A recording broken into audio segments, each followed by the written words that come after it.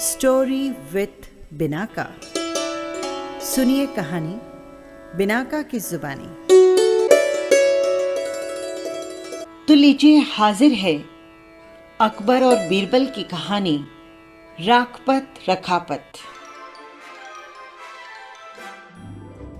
एक बार दिल्ली दरबार में बैठे हुए बादशाह अकबर ने अपने नवरत्नों से पूछा, भाई ये बताओ सबसे बड़ा पद यानी शहर कौन सा है।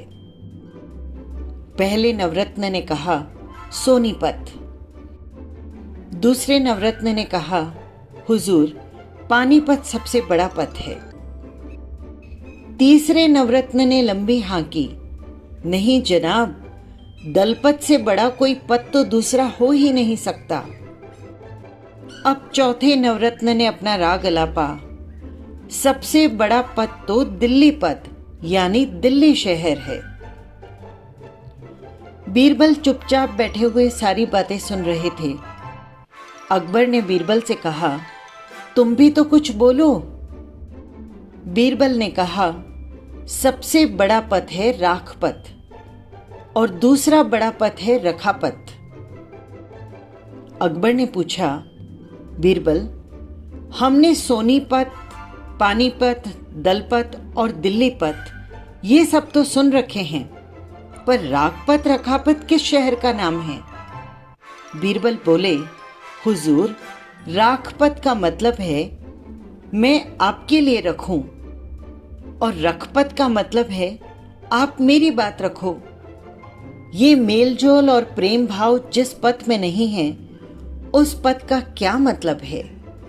प्रेम भाव है तो जंगल में भी मंगल, और प्रेम भाव नहीं है तो नगर भी नरक का द्वार है। बादशाह अकबर बीरबल की बात को सुनकर बहुत खुश हुए और उन्हें कई सारे इनामों से नवाजा। लीजिए, हाजिर है अकबर बीरबल का एक और किस्सा, ऊंट की गर्दन। बादशाह अकबर बीरबल की हाजिर जवाबी के बड़े कायल थे। एक दिन दरबार में खुश होकर उन्होंने बीरबल को कुछ पुरस्कार देने की घोषणा की, लेकिन बहुत दिन गुजरने के बाद भी बीरबल को पुरस्कार प्राप्त नहीं हुआ।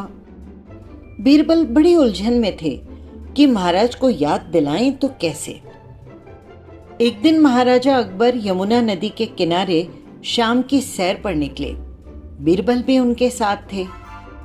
अकबर ने वहां एक ऊंट को घूमते हुए देखा।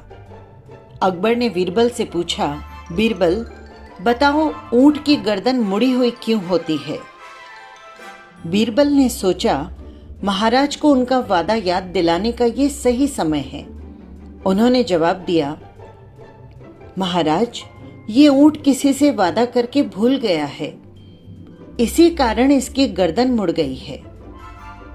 महाराज कहते हैं कि जो अपना वादा भूल जाता है तो भगवान उसकी गर्दन ऊंट की तरह मोड़ देता है और ये एक तरह की सजा है।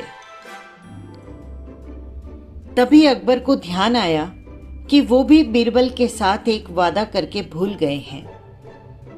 उन्होंने बीरबल को जल्दी से अपने महल चलने के लिए कहा और महल में पहुंचते ही सबसे पहले बीरबल को पुरस्कार की धनराशि सौंपी और बोले, मेरी गर्दन तो ऊंट की तरह नहीं मुड़ेगी ना बीरबल।